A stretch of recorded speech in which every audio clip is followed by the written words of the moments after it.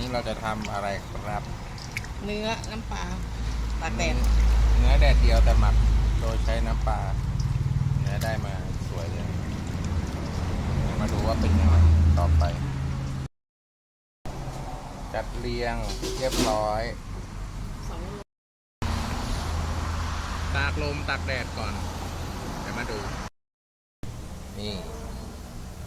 ตักลม ตากแดดมาแล้วตากลมอีกหน่อยหนึงเลือกกินแบบติดมันย่อมมาทอดเย็นนี้ทอดน้ำมันไม่ต้องเยอะหรอกรวนๆให้มันพอสุกนุ่มๆเกรียมๆนิดนึงข้างในนุ่มๆนะจ๊ะ